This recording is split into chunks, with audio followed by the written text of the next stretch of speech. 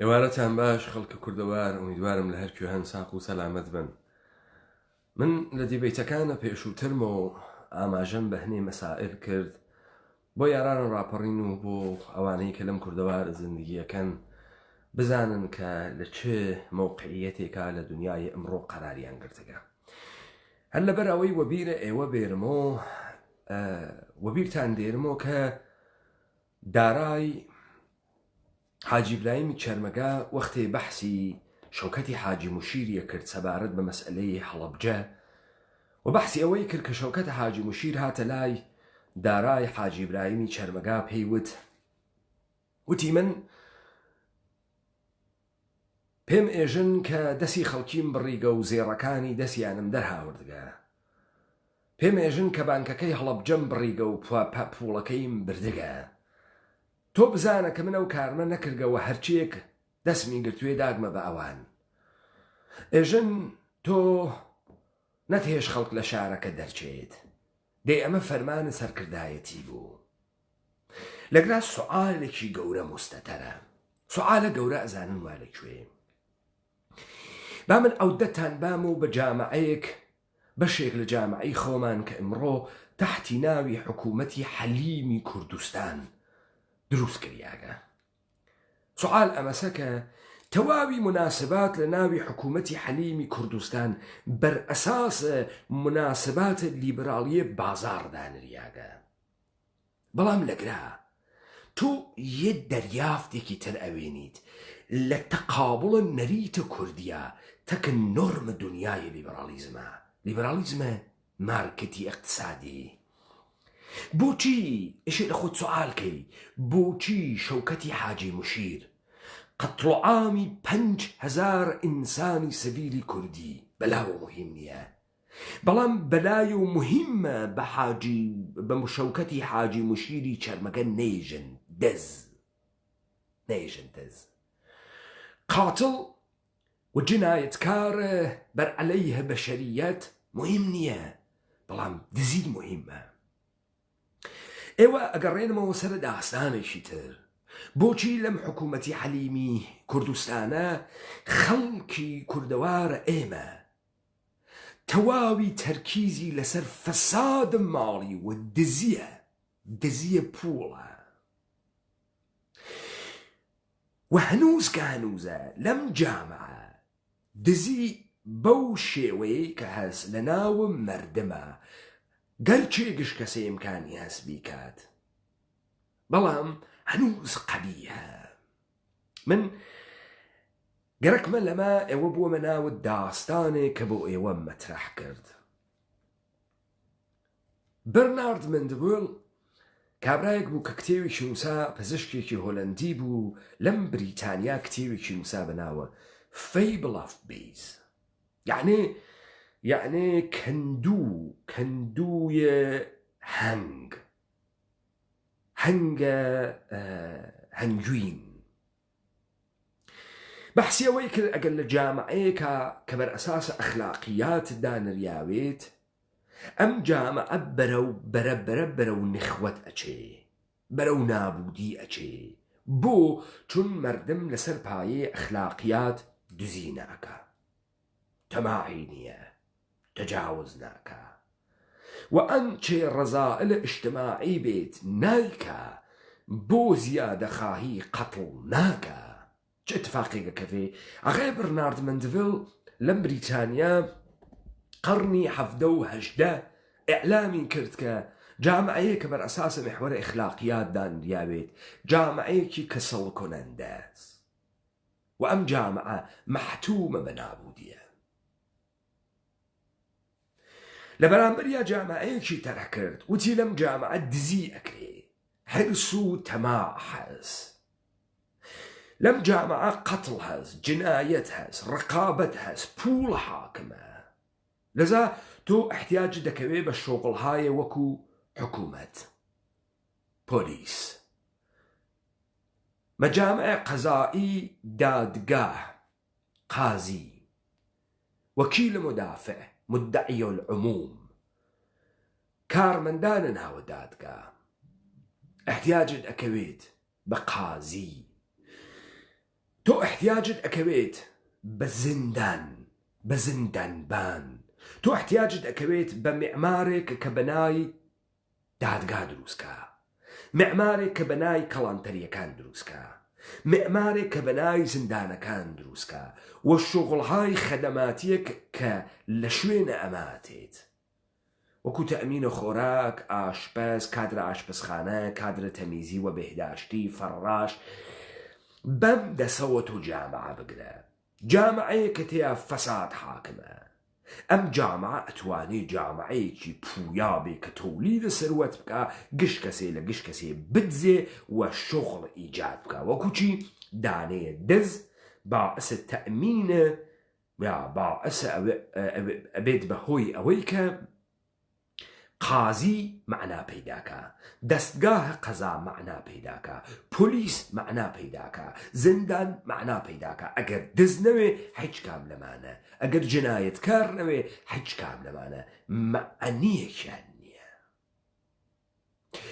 پس ئێوە لەگرا بە یەک نەتیجە ئەگەن، هەمسوو و هەمزەمانە تەکە ئەمەیکە دەوڵەت ئیجاد شغڵهای مختلف ئەکا، لەولاوە پەرە ئەدا بە ئینسانهایەک کە ئەم ئینسانها تەهدید جامعەون کە خۆیان مەوەجه بکە. لەزاتۆ ئەوێنی ئەمانە سریاڵهای جۆرا و جۆر دروست ئەکەن، لە سریاڵهای جنایی و پۆلیسی، دروستکردنە سریاڵهایە کە قەتڵهای زەنجیرەیی نیشانەدا، دروستکردنە سریاڵهایە کە فەسادە عەزیمە ماڵی نیشان ئەدا، دروستکردنە سریاڵهایە کە تیا سیاسەتمەداران و تەبەقەی ئۆلیگارش ئەوونۆ دوو دەستە، عدەیە ئەخلاقی دەڕاستایە حفظ جامعە، عدەیەک بەر عەلەیهە جامعە، بەر عەلەیهە مردم و دەڕاستایە نیاتە شومە شەیتانیە خۆیان. پس تۆ شەیتانت گەرەکە تا خوا معنی پەیاکە، پس تۆ خراوت گەرەکە تا خاس معنی پەیاکە، و ئەم دووە یەکتری باڵانس ئەکەن. ئەمە تەمامی فەلسەفەی دانانە بنیادە حکوومەتەکانە تەبدیل بووگە بە کلیساس، نەزمێکە لەسەر دنیای ئەمڕۆدایەنی. ئەگەر من بەو پرسیارە دەسم پێ کرد تەکلیفە ئێمەمانانێک لە دنیای ئەمڕۆ چییە؟ ئێمە بڕۆین یەخەی دایک و باوکەکانمان بگرین، بیان سووتێنین،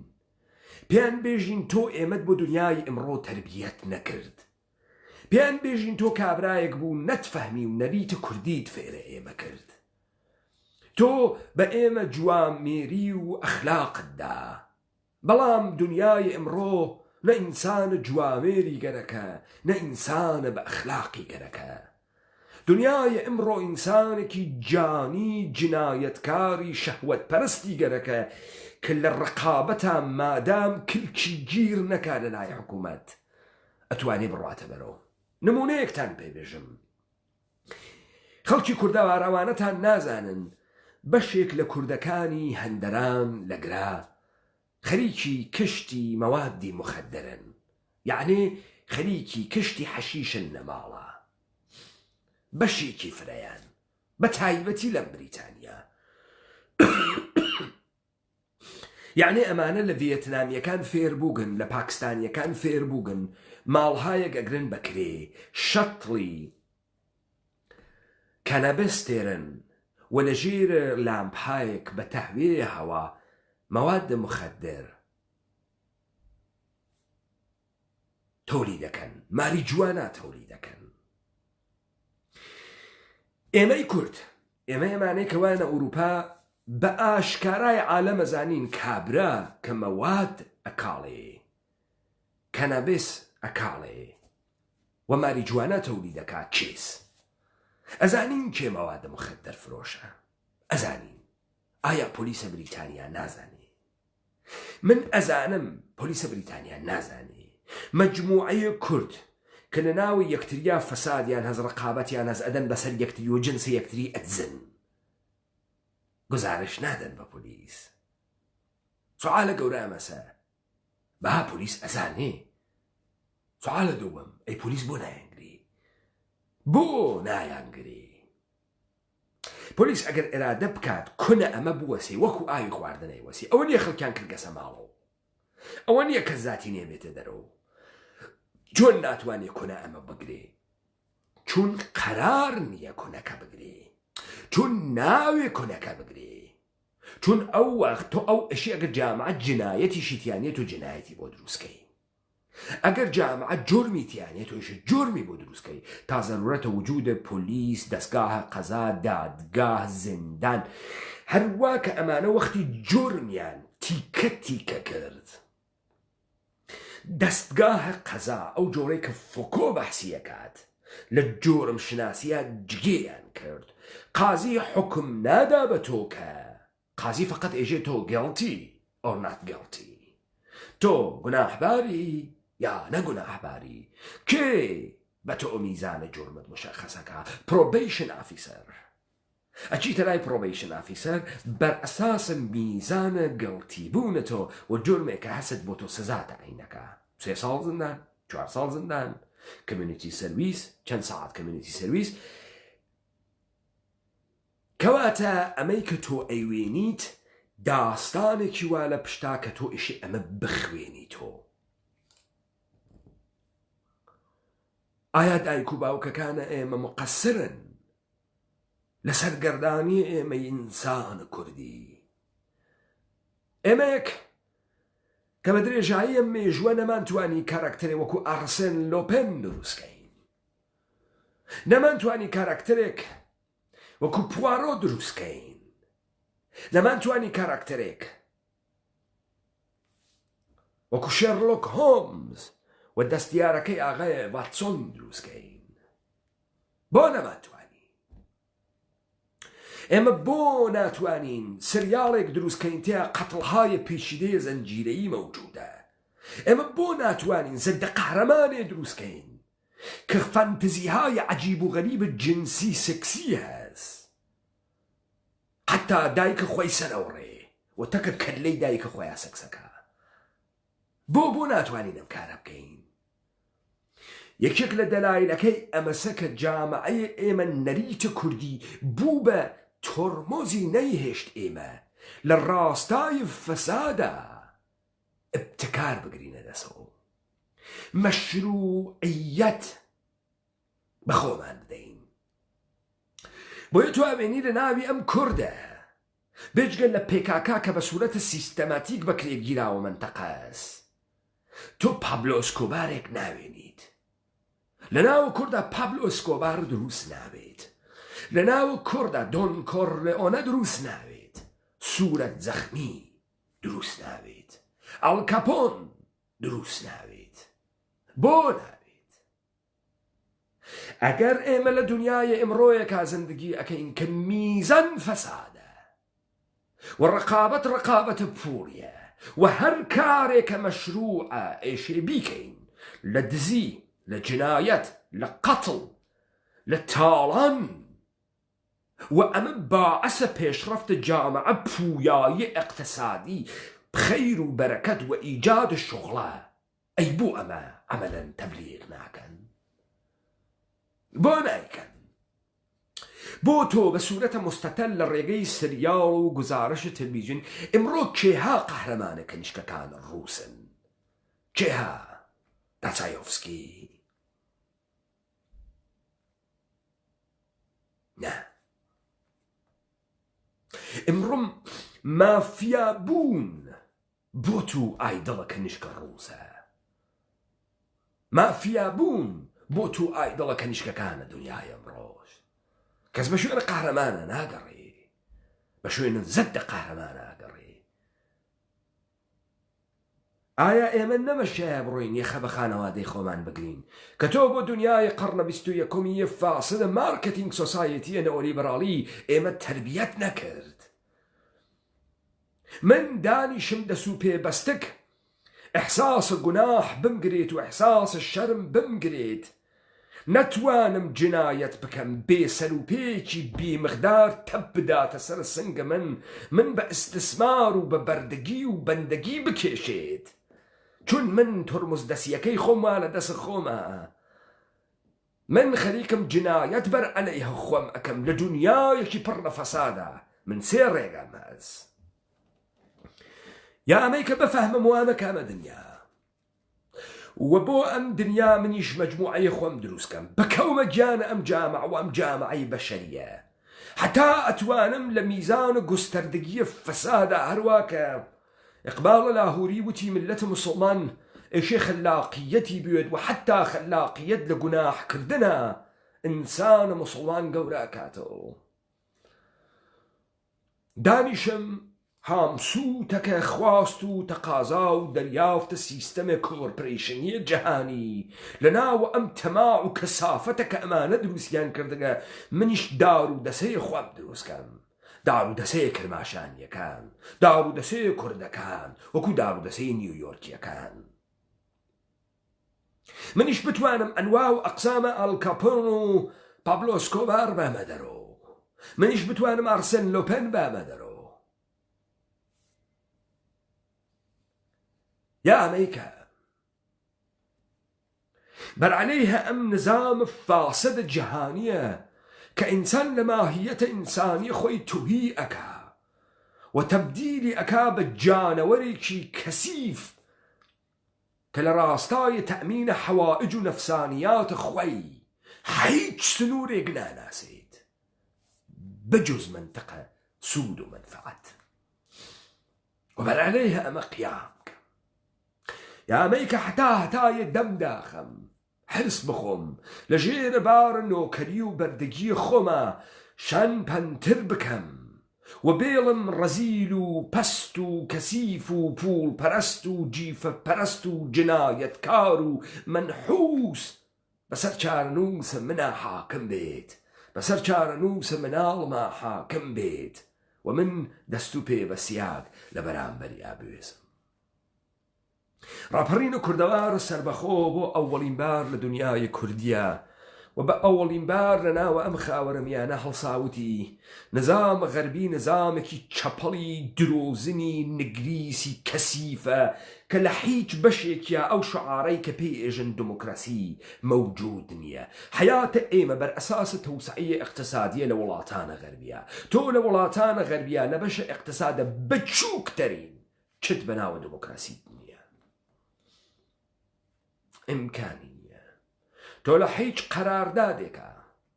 تولى حيج فعاليتك اقتصادية داراية شرايط ديمقراطيك بيت أو جوريك معناه دعاية كان شون وكو مثالتان بوليبام تو امرو لمحاصرة مؤسسات مختلفة لانحساراتك صاحبان الثروة وانا دسيانا قمارو درياجي وحتى أروات برو تو ميزان فعاليتت كمتر وكمتر أكنو وميزان الدرامدت أو شكينن تو لبريطانيا امرو ناتوانيت داراي ماشين ويت وأم ماشين تو بيمة وإنشورانسي نبيت أم بيمة وإنشورانس واجب سرشانة توس كإشي بيكي وبدون بيمة وإنشورانس تو ناتواني رانندگي بكي قواهي نامكت بدرد حجيك ناخوا أوسا بر أساس سابقة تاريخيته بر أساس محل زندگي وسكونته تو مستقيما تكا برو تكا كومبانية كي إنشورانس ارتباط برقراركي أو بتو كوتيشن أدات قيمة أدات اجد ماشين تو سايز موتوركي 1400 سي تو قواينا مكد يك سالا قرتقا تجربة نية نو كلاين بونست نيلا بشتا ولذا ايما حاضرين توبي ما بكين بصالي 4000 پوند اما اوسابو استجديدا لتي 10 ساڵە گوزەشتە يواش اتفاقي تركفت اديه هاتنا وسط بناو بروكر كين بروكر دست السيومه بروكر تشكاراز دلالة بونغاية بصورة قانوني أمانة أو واسطية بين مشتري وكي هو كومبانية بيمة administration فيت ليسينن بولا ليسينن بعد تو لە ناوی ئەم وەبسایتانە بە سوورەتە ئانلاین سەرچەکەی ماشینێکت بۆ هەر ماشینێکە دێشەدانیشی بیمەیە بکەی یا ئەوەی کە بچیت بیزنس بیمە بکەی یا بچی ترید بیمە بکەی. برۆکر تۆ لەسەر شانتە قبوڵی کەی ئەم پوڵە ئەزافە بدەی لەزا تۆ جاران ئەگەر 4,000 پۆند کۆتیشنیان بە تۆ ئەدا برۆکر ئەمڕۆ تێ 6,000 پۆند کۆتیشن بە تۆ ئەدا 1,400 پۆند کۆتیشن بە تۆ ئەدا بۆ ماشینێک کە تۆ 15 ساڵە نەو کلایم بۆ لەسەر هەست عمرت 45 ساڵە 1,500 پۆند تۆ ئیشی ئۆتۆماتیک تۆ ئیشی بەرئەساسە سیاسەتە قەدیم 100 پۆند وایە چون نە تەقازای بیمەت کرد بوو نە هەزینەت بەسەر کۆمپانی بیمەدانا بوو سابت کرد و ڕانندەی خاسێکی جێگەیەکی مناسبت هەست داوایان لێ ناکەی پوڵێکی مفتەخیتە دەسامانە ئەمانە ساڵ بە ساڵ مەڵخە بیمەیە تو ئەوانە سەرەوە ئەم دەحفە ئیتر تۆ برۆکر ئەوێنی وە کۆمپانیە ئەسڵێ بیمە ناوێنی ناگەهان بە تۆ کۆتیشن ئەدا 2,000 پۆند ژێ بە سوورەتە نەقدی گەرەکتە بیدەی بیتە بە سوورەتە نەقدی ناتوانانی بیدەی فاینانسمان هەست فاینانس چییە؟ فاینانس ئەو جار ئەدێ دەڵاڵەترن لەگرا ئەمانە گشتی ناوە یسری شرکەتە ناوە و یسری ئەرقامە دیجیتاڵیە لەم وەسەتە مەسرف کونە دە ئەهاڕن لە بینە خۆیانە کاورە مەسەڵەن کۆمپانیە کلۆز برادر لە بریتانیا فاینانسە بیمەدا ئێژێت تۆ 2,000 پۆند بیمەکەتە ئێمە 700 پۆند لە تۆ پۆڵ دیپۆزی دەزێنین بۆ 1,300 پۆندەکەی تۆ ئێمە فاینانس پێ ئەدەین بێتۆ 2,000 پۆند یعنی لە ئەسڵا چەنێ 600-700 پۆند ئینترست یا ڕێبا لە تۆ ئەسێنن کە تۆ لە 9 قستا یا لە 10 قستا بیدەیتەوە تۆ ئەم دەسە بگرە بچۆ ناوە کار تۆ گەرەکتە کار بکەی ئیشە لە تەریقە ئەیجنسی هایە کارۆ بچی ئەیجنسیە کار کێز واسطە هایە فیمابینە مەراکزە کارن کارخانە جات مەراکزە سەرویسی ئەگەر بە شغڵێ پۆزیشنێک کە بە تۆی ئەدەن ساعتی 11 پۆند پەرداختەکەن ئەیجنسیە کار 2 پوندی لە ساعتێکە هەڵەگرێ لە تۆ و بە تۆ ساعتی 9 پۆند دەدات لەذا تۆ لە محاسرەیە کۆرپۆرێشنەکان و بنگاهای ماڵیە چکۆلە و گەورە کەوتکیتە دەسە ئینحیساراتە ئەدەیە بێشەرەف تۆیان محاسرە کردەگە و تۆ بۆ دنیای ئەمڕۆ دروست نەکریایی تۆ بچۆ بەم دەسە بچۆرە کوردەوارە خۆمان بچۆ ژێر دەسە کۆرپۆرێشنە ئێرانی هەنێ تەحوڵات خەریکە سوورەتەگرێ هەنێ مؤسساتە جەدید دروست بووگە تحت ناوە چی؟ تحت ناوە سویچکردن بە تەرەفە نەئۆلیبرالی اقتصادە ئازاد کەمکردنە قەبارەی دەوڵەت فرۆشتن شرکەتهای دەوڵەتی خصوولەتی بازی بەڵام تۆ ئالەگەتەکە ئینحیساراتە شەدیدا ڕوبەڕی ئێمە بارها لە دیبێتەکانە وتمان دەوڵەتە ئێرانی دەسی گرکە بە کونا ڕستەکەوە نایەڵێ مردم نان بخۆن سەیلێکی عەزیمە مردمە بێکار بە مەدرەک و مەوجودە کوڕ و کەنیشک بێ ئۆفق بێ ئایەندە ناگەهاندانەیە تێ هەڵدریاگە کوڕە بەچکە سەردارە سپایەک توێت کۆمپانیەکی ئینحیساری پێدەن ئینحیساراتە وارداتە لاستیکە ماشین ئینحیسارە وارداتە مۆبایل ئینحیسارە وارداتە عروسەک ئینحیسارە وارداتە فڵان منحەسرەن ئینحیسارەن ئەکسکلوزیڤیتی لە ئانەتوەس هیچ کەسی تر ناتوانێت بۆی نییە پارچەی کودەری واردکە فقط تۆی بەچکە سەردارە سپا ئەتوانی کوڕە ئایەتوڵا ئەتوانی ئەم کارە بکەی تۆی کوڕە مەسئولە بەچکە مەسئولە ئەتوانی ئەم کارە بکەی لەذا سەدادهای عەزیمە ئەم جامعە بە هەرزە مطلقە چێت کابرا پێیان نەوتکە دنیا دنیایەکە کە جنایەتکاری گەرەکە لەذا ئەم کاورە لە تەعامڵ و لە باڵانسێکا کە بوو خۆی ئەیکا سایەکە کەمترین خسار لە خۆی بە بچێ بۆ چاپلوسی و ڕیاکاری و خۆفرۆشی و بەرەو گەوادی وەلێ نەوێتۆ ئارسن لوپن نەوێتۆ پابلۆ سکۆبار نەچی بکاتی فەقیدە پێخەوە و تفیلەکەن و مردم قسەی پێکات و شۆکەت حاجمیشی 5,000 نەفەر ئینسانە کوژێ بەڵام پێی ناخۆشە پێژن دزی یعنی بە فەرمانە یەکچێتی بە فەرمانە پارتیی کوژێت بەڵام لە دزبوونەکە قینی تێت ئەوانەی لە ئوروپا و ئەمریکا زەندگی بکەن ئەزانن کە تۆ بە مەحز ئێمەیەکە حساوە بانکیەکەی تۆ واردە مەملەکەتابی دەیتای زندگیکردن بەپێی ئادرس تاریخ تەوەلود محل سکونەت میزانە کار پەیمنتایە کە ئەچێتە ناوە حساوەکەت تۆ استخدامت دیگەرانی و بە سوورەتە چێک بە حساوە تۆ پوڵەکەت پەرداختەکرێ بۆ تۆ کریدیت سکۆرێکەگرن. یعنی تۆ وەختی گەرەکتە شتێ بە سوورەتە قستی بسێنی تۆ گەرەکتە لۆنێک بێری پرسنال لۆنێک بێری تۆ گەرەکتە مۆرگەیجێک بێریت. تەفاوتە پرسنال لۆن و مۆرگەیج ئەمەسە پرسنال لۆن لۆنێکە یعنی وامێکە کە دەوڵەت پێیتی ئەدات و سکیوریتی یا محافزەتە لە موامە کەمە قابل محافزەت نییە. مۆرگەیج کامەسە مۆرگەیج وامێکە کە دەرئەزایە محافزەتێکی سنگین بە تۆ ئەدرێت. مەسەلەن تۆ گەرەکتە بچی ماڵێ بسێنی قیمەتی ماڵەکە 200,000 پۆندە کۆمپانی های بڕۆکەرە مۆرگەیجی بە تۆ ئێژن تۆ ئێشێ لە 10% 15% زیاتر لە قیمەت و ڤەلیویشن ماڵەکە پوڵت بوێ دایبنی ئێمە بە تۆ وام ئەدەین. مثلا 200,000 پۆندە تۆ 20,000 پۆندی ئەدەی ئەمان بە تۆ قیمەتە مۆرگەیجە 25 ساڵە ئەدەن کە تۆ 280,000 پۆند قەرزاری و تو ئێشێ مانگی ئەوەنە یا فقط ئینترست ڕێبا بیت و یا کول لە پوڵەکە بیت و چه اتفاقێکەوێ 5 ساڵە ئایەندە ئەگەر قیمەتە ماڵ نەچووە بان و قیمەتە ماڵ ئۆفتی کرد ئەمەلەن دیپۆزیتەکەی تۆ 20% بانک حەپەلووشیەکەی خوا و بەمە ئێژن مۆرگەیج تەفاوتە مۆرگەیجتەکە لەوەنە ئەمەسە. خب ئەمانە کۆمپانی های ئێعتبار سەنجیان دانیاگە ئەمە لە ئێرانیشە جەدیدە موگەسم بۆت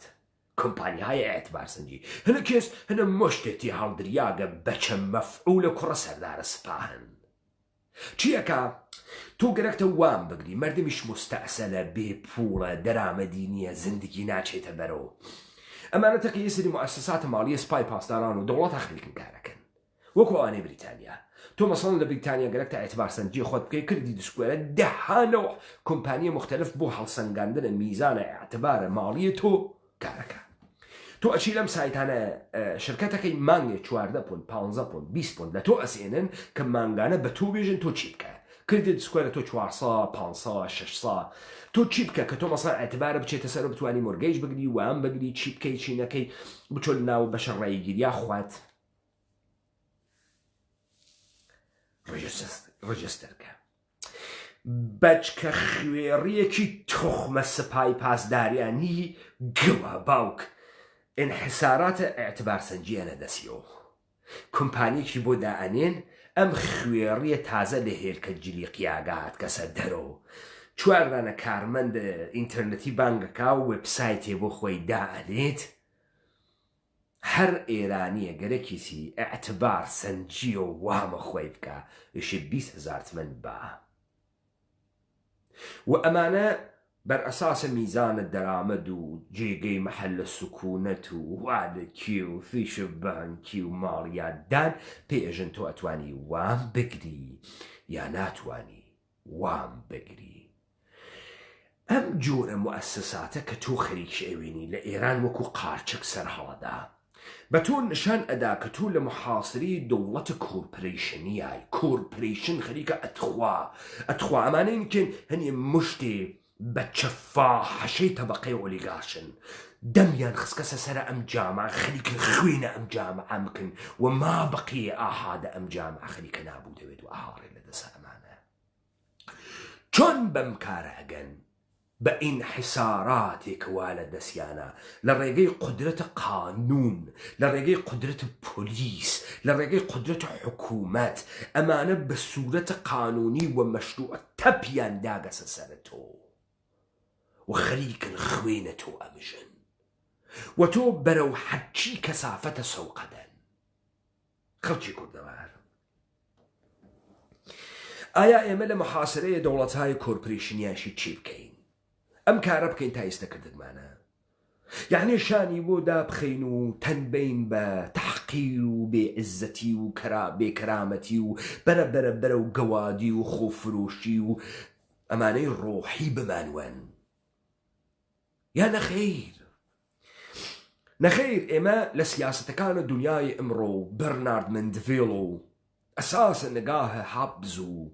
نظام سڵتەی جیهانیە کۆرپۆریشنی و ڕقابەتە اقتصادیە بازار کەڵکوەر بگرین و ببین بە ئارسن لۆپن، ببین بە پابلۆ ئەسکۆبار، ببین بە ئەلکەپۆن.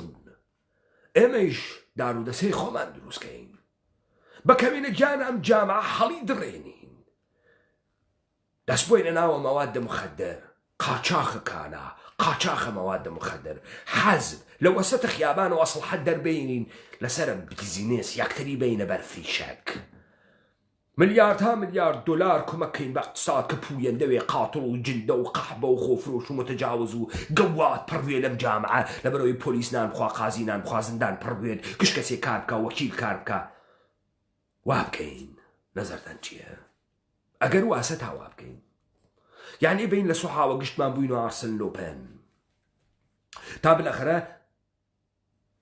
موسیۆ پوارۆیەک لە جامعەیە مێش بێتە دەرەوە، تا بالاخرە خانمە ئاگاتە کریستیەکیش بێت بەر ئەساسە نوع جنایەت و قەتڵ و دزی و مەهارەتێک کە ئێمە بەکاریەوەی لەم خلاقیەتە کە ئەیکەین، ئەویش بێت بتوانێت داستان بنووسێت، تا ئێمە بتوانین جامعەیەک وەکو جامعەیە قەرنە 19ەمە ڕووسیە دروستکەین، وەکو بلوارە سەنت پەتەرزبۆرگ، و لەوێ نیشانی بدەین کە قدرەتە ماڵی و قدرەتە پولی و بیزنەسە، و بتوانین لە ژێرە و بە پوڵە مەوادە مخەدر و بە پوڵ قاچاغە مەشروباتە ئەلکۆلی و بە شکاندنە حسارات دیگەران و بە جەنگە مافیایە دەروونە جامعە بۆ خۆمان قدرەتێ دەست و پا بکەین، خاندان فامیلی دروستکەین، تامش بتوانین دەستمان بێت بێپەنا نەوین، لەم خاڵۆتێکە و لالۆ بخۆ، لەم بکەش و دزیە تەبدیل بووین بە گەنگ و بە گروه و بەینەقەی یەکتری. دنیای ئەمڕۆ ئەمەی گەرەکە، دنیای ئەمڕۆ گەرەکێسی بەچکە زەرەنگەکان بوونە پابلۆ ئەسکۆبار،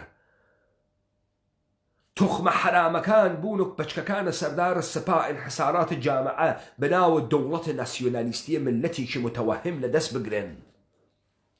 ما بەقیە جامعە لە فەسادا بەرەو خۆفرۆشی بچێت،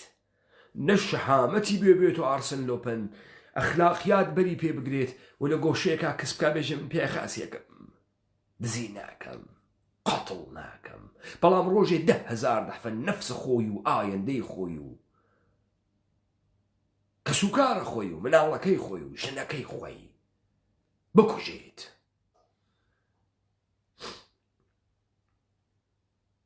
یا ئەمەی کەم ئینسانە ئەژەم دنیای کەسیفێکە،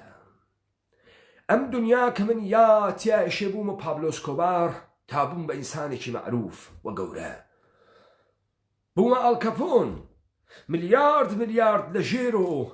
مەوادە مخەدر تەزریق بکەمە ناو جامعە و قمارخانە دروستکەم و کازینۆ دروستکەم و بچەم مەراکزە مختلفە ئەتفاع ئەمەیل جنسی دروستکەم تحت ناوە ڕووسپیخانە و خانەیە ئەفاف و مەساژ پلەیس و بڕۆم واردە ترانسپۆرتە بەردەگانە جنسی بووم و کەنیشک بێرم لە تایلەند و کەنیشک بێرم لە ئەوروپای شەرقی و قەحبەخانە دابنێم و پوڵەکانی کۆ بکەمەوە وەکو ئەلکەپۆن.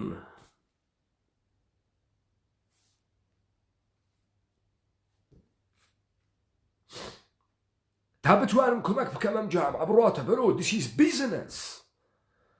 We have business. هەروە کە دەوڵەتە بریتانیا دای لە دەوڵەتە چین وتی تۆ قەڵەت ئەکەی تریاکە نەگەرەک، تۆ بێجا ئەکەی کاڵای ئینگلیسی ناسێنی، تو ئیشی چایی بە ئێمە بدەی. ئیمپراتۆر چین وتی نایدەم، تۆ قەڵەتەکەی نایدەی، لەزا شەڕە تریاکی کرد، هۆنگ کۆنگی داگیر کرد، چین شکیا تەسلیم بوو و بە وەفور تریاک تەزریق کریا جامعەی چین. ترید، بازرگانی، تجارەت لە جامعەیەکە لەو حەلیمە کوردستانەوە جەماعەتەتی هەڵدریاگە بارزانی و تاڵەبانی تەپیان داگەسە سەر جامعە، نەفتەکەی ئەخۆن و پوڵەکەی ئەدزن و مشتێک تفەنکیان لە دەورە خۆیان جەم کردەگە.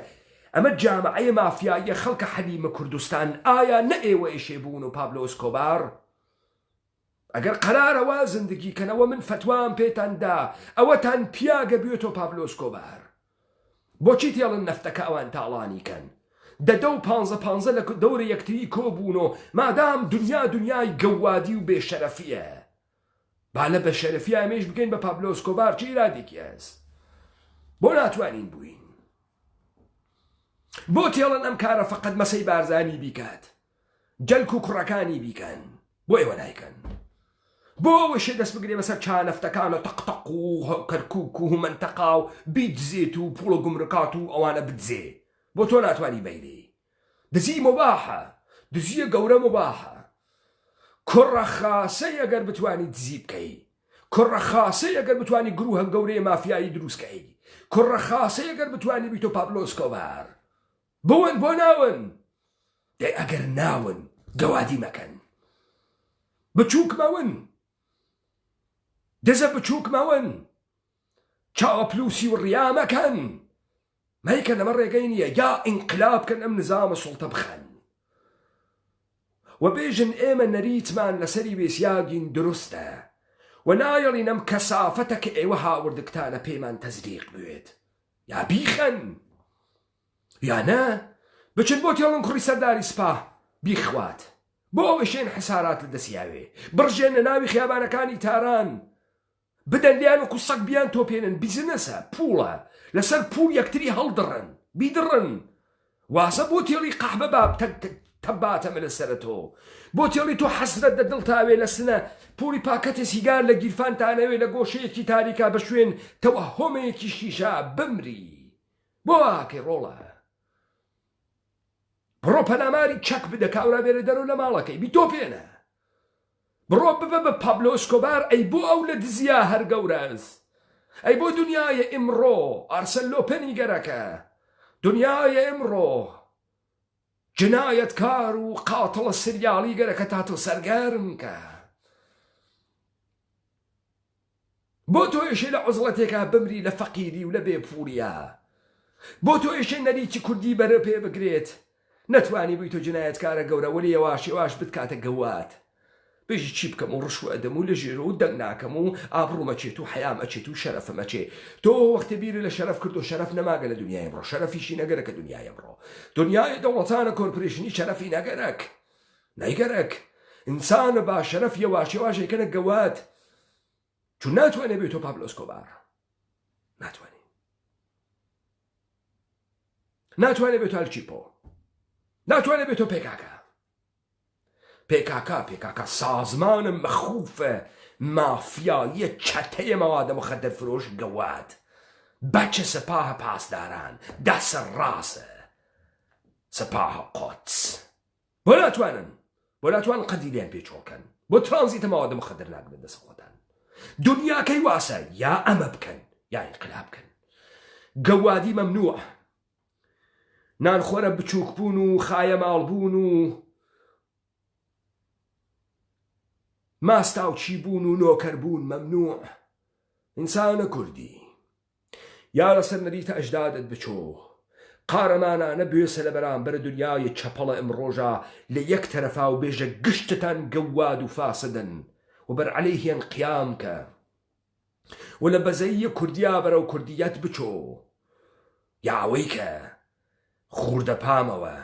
مێڵەن تۆ لنگواکەی و ئەوان سوارە بوون نا لنگیان پێوا بکە. مێڵە ئەو ماساژ پلەیسە بۆ بێرێ تۆ ماساژ پلەیسی بۆ دانێ و دای ڕوتێنە.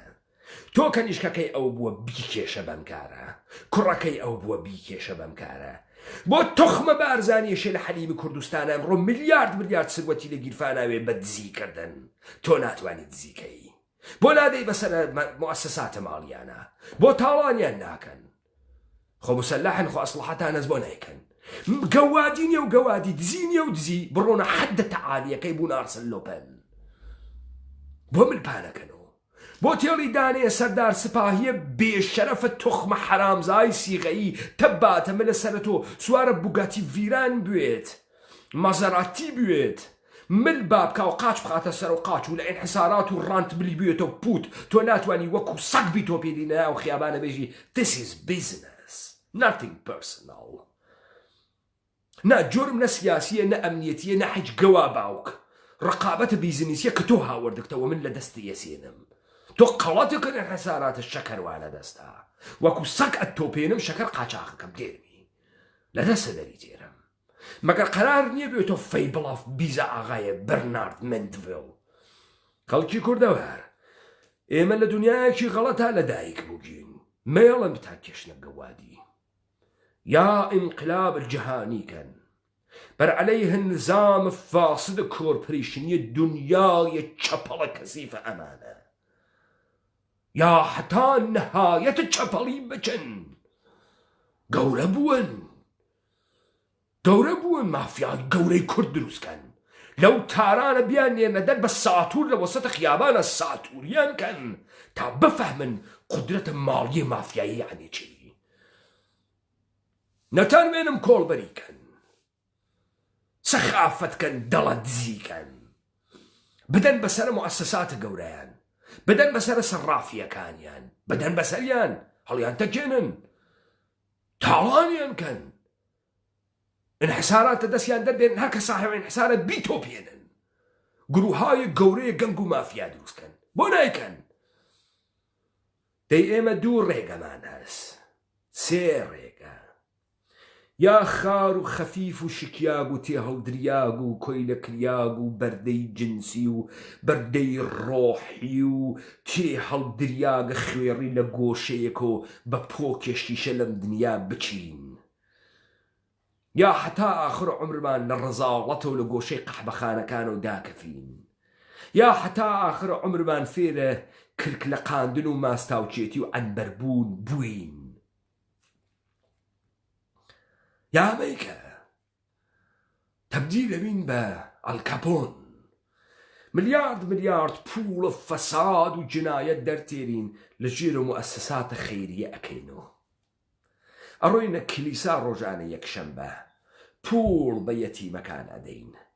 نان ئەهەنێرینە دەرماڵە ئینسان فەقیر لەناو دەمە مشتێک گەوادا پوڵ دەرتێرین ئەیدەین بە مەردمە زەعیف هەم قەحرەمانین هەم ڕۆڵەین هەم دەوڵەت گەوادە ئێرانی و تورکی و عێراقی و دەوڵەتانە بێشەرەفە دنیا چۆکە بۆ داعدەن هەم ئەوی بە مەحبوب دڵەکانم مەردم و کەنیشکەکان و کوڕەکان یا ئەم کارە ناکەی گەرەکتە لەسەر شەرافەت و کەرامەتت بوێسی و بێژی من کوردم و لە بەزەییە کوردیا ئەچم بەرەو کوردیەت قیامکە بە کەسافەتە بشێوە تەواوی کە مێڵە وەکو زال و تەبەنە سەرتا وەکو قڕواقە فەڕانسەوی وردە بتکوڵێنن خوات خەوەرت نەوێت لە پڕێکا لاکەوێنی دنیا گۆڕیاگە بە 1001 دەست خەریکن خوێنت ئەمەژن و تۆ دەرەتانە بۆ نەماگە تەنیا بێ خانەوادە بێ کەسوکار بێ عەشیرە بێ تایفە بێ دەسەڵات بێ تەخەسوس بێ مەفەڕێ بۆ تەئمینە نان خوات ماگی و لەشە گۆشتنت خۆت ماگی و ئستعدادت لە چاپلوسی و لە فرۆشتنت لەشت هەرچی قودرەتە لێتی یان سەند مێڵە کەرامەتە کوردیت نێڵێت بەم وادیە بدوەن ئەگەر قەرار بە فەسادە ئێشێت گەورەتەرین فاسدە دنیایەوە بن ئەشێت ئەمساڵە ئەگەتە کریستیەکان لەسەر ئێوە سریاڵها بنووسن کتاوها بنووسن مەهێڵم بنە ماڵەی بارزانی تەباتە منە سەرتان بوون و تەنیا نێرەکەرەکانە کوردستان کە ئەتوانن تاڵانیان کەن چا نەفتەکان بەسەر خۆتان و تەقسیم کەن تاڵانیان کەن یا ئەمەیکە شان بدەرە ژێرە ئینقلابە کوردیەت تا تومار فەسادە لەسەرم کوڕەی زەمینە کۆکەینەوە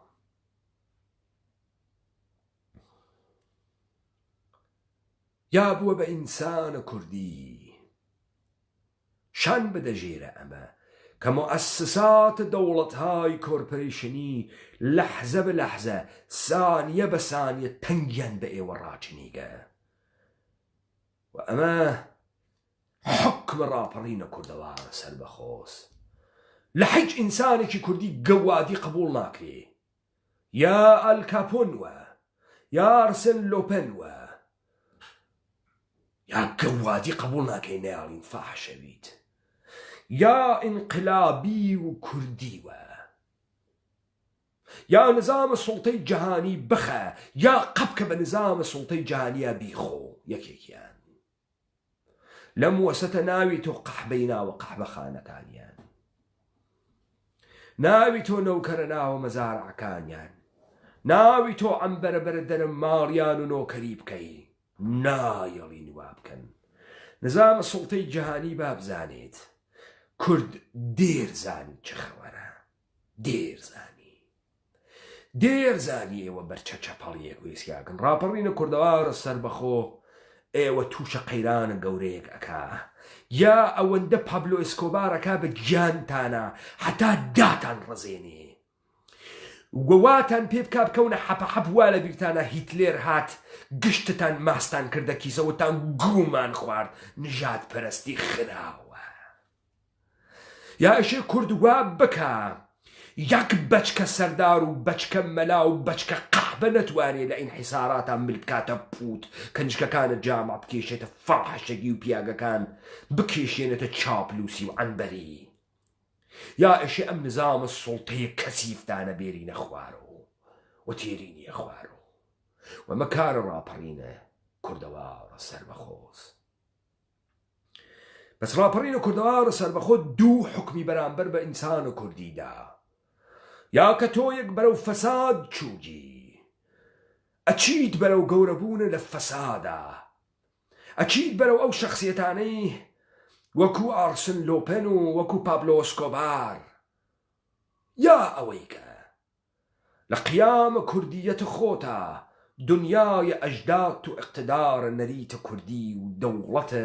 نەریتیە کوردی دێریتەوە ئێمە نایەڵین بووین بە قەحبەکانە دنیا ئێمە ناوین بە بەردەکانە دنیا ئێمە ناوین بە چاپلوسەکانە دنیا لەذا کارێ خەتەرناکێکی کرد سیستەمە جەهانی بەچکە تریاکیە فارسە جوولەکەی ئانووسیە تۆخمە پاسدار بزانێت تۆخمە مەرجع تەقلید بزانێت ئەگەر ئەم دەحفە هێزە کوردی لە ژێرە فەرمانە ڕاپەڕینە کوردەوارە سەربەخوا بەرەو ئەلکاپۆن بوون چوو دانە دانەتان لە کولە ماڵەکانتانە و لە تاران دەرتێرین گەوا باوک تەحتە ناوە This is business ئەتا تۆپێنین ئەم جامعە پڕەکەین لە پابلۆ ئۆسکۆبار لێتان وا بکەنە نایەڵن قەهرەمان بخولقێت قەهرەمانتان لە بین برد زەدە قەهرەمان دروستەکەین جۆکێرتان بۆ دروستەکەین و بۆتان دروستەکەین دایەوە خۆش